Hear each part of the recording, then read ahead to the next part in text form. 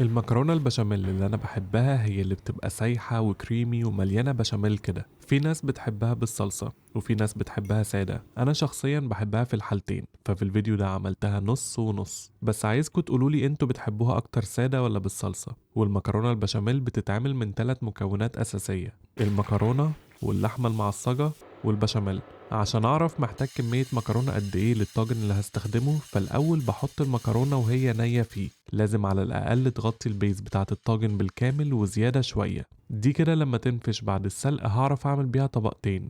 ممكن تزودوا عن كده لو بتحبوا المكرونة اكتر، بس ما تقللوش عن الكمية دي. وللحمة المعصجة احتجت بصل، عشان ما بحبش احس بالبصل في المكرونة البشاميل، فببشر البصل في الكبة بشرة ناعمة لحد ما يبقى شكله كده. بس ممكن تبشروه بأي طريقة تحبوها. سخنت طاسة على نار بين المتوسطة والعالية، وعشان الطاسة ما بتلزقش واللحمة المفرومة عادة بيبقى فيها دهون، فحطيتها في الطاسة على طول من غير ما احط زيت ولا أي حاجة.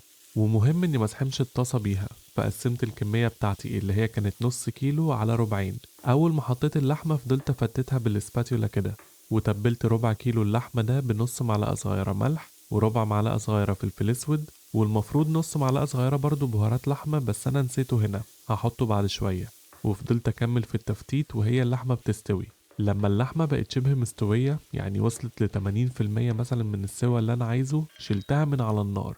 وحطيت الربع كيلو التاني وعملت نفس الخطوات وحطيت نفس مقادير التوابل. بعد ما كمية اللحمة كلها شبه استوت شلتها من الطاسة، وسيحت مكانها نص معلقة كبيرة سمنة، بس ممكن تبدلوها بالزيت عادي. وحطيت البصلة الكبيرة اللي كنت بشرتها وفضلت أقلبها في السمنة دي. لما البصلة لونها اصفر وطريت خالص كده، حطيت عليها اللحمة اللي سويتها وقلبتهم. ممكن تستغربوا انا ليه ما حطيتش البصل واللحمة من الاول مع بعض، بس انا عامل فيديو كامل عن اللحمة المعصجة شارح فيه كل حاجة بالتفصيل، ممكن تشوفوه لو حابين. هنا بقى حطيت بهارات اللحمة اللي كنت نسيتها في الاول، دي بتقوي الطعم. وقلبت لحد ما اللحمة استوت بالكامل. لو هتعملوا المكرونة سادة يبقى كده اللحمة جاهزة، بس انا هعملها نص سادة ونص بالصلصة. فشلت اكتر من نص كمية اللحمة بشوية من الطاسة عشان اعمل بيهم النص السادة، وسبت الجزء اللي اقل من النص بشوية ده عشان اعمله بالصلصة. اول حاجة حطيت عليهم معلقة كبيرة مليانة معجون طماطم وقلبتها لحد ما غطت حبيبات اللحمة كويس. بعدين حطيت عليها نص كوباية عصير طماطم. العصير شكله عامل كده عشان كنت مجمده في الفريزر. حطيت كمان عليهم نص كوباية مية وسبت اللحمة تغلي في الصلصة دي 5 دقايق، وكده بقت جاهزة. هتلاحظوا ان بعد ما بزود الصلصة كمية اللحمة تحسوها بتزيد، عشان كده ما قسمتش اللحمة بالنص بالظبط. عشان اعرف محتاج بشاميل قد ايه، بقيس في نفس الطاجن اللي هسوي فيه المكرونة كمية مية توصل للنص بالظبط. دول طلعوا 2 لتر مية، يبقى المفروض على الاقل اعمل 2 لتر بشاميل. انا عملت 2.5 عشان بحبه يبقى كتير. عادة بعمل البشاميل بالزبدة بس، لكن عشان بحب ادي للمكرونة البشاميل بالذات طعم مصري اكتر، فبستخدم ميكس من السمنة البلدي والزبدة. دول كده مجموعهم 14 معلقة كبيرة دهون، حطيت عليهم 10 معالق كبيرة دقيق. دول كمية مناسبة ل2 لتر. دوبت الدقيق في الدهون دي. وعلى فكرة عملت قبل كده برضو فيديو كامل عن البشاميل شرحت فيه كل حاجة عن الصوص ده بالتفصيل، ممكن تشوفوه برضو لو حابين. اول ما الدقيق داب حطيت لترين لبن، اللي هو حليب للي مش من مصر، بس حطيتهم شوية شوية وانا بقلب.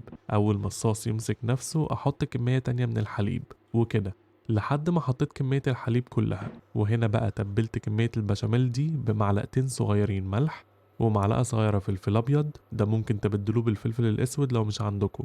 وعشان أقوي الطعم حطيت مكعب مرقة لحمة، بس دي اختياري. وممكن تبدلوها بإنكم تنقصوا كوباية حليب من البشاميل وتزودوا كوباية شوربة لحمة. قلبت كويس ودقت عشان أظبط الملح والفلفل، وكده بقى جاهز. قسمت بقى كمية البشاميل دي ربع وتلات أرباع. ربع قلبت فيه المكرونة اللي سلقتها، والشكل طبعا اللي بتتعمل بيه هو البني. وما سلقتهاش بالكامل، خليتها الدنتي، يعني شلتها قبل ما تستوي بشوية عشان هتكمل سوا في الفرن. وعلى فكرة برضو عملت فيديو كامل عن تسوية المكرونة. المكرونة كانت رافضة انها تتحط في البشاميل عشان سبتها شوية بعد ما سلقتها فزعلت تقريبا. حطيت عليها شوية مية دافية ففكت ونزلت عادي في البشاميل. قلبتها كويس لحد ما غطاها بالكامل. وهنا بقى بدأت ارص الطاجن. اول طبقة من تحت حطيت كمية مكرونة تغطي البيز بالكامل، وفوقيها حطيت اللحمة نص سادة ونص بالصلصة ووزعتهم كويس. وفوق حطيت بقيت كمية المكرونة ووزعتها برضو. واخر حاجة من فوق بقيت كمية البشاميل اللي كنت سايبها.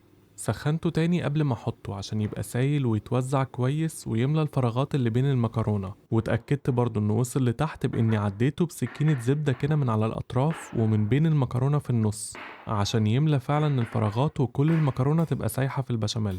وزعته من فوق برضو كويس وهزيت الطاجن وخبطته عشان يتساوى البشاميل من فوق.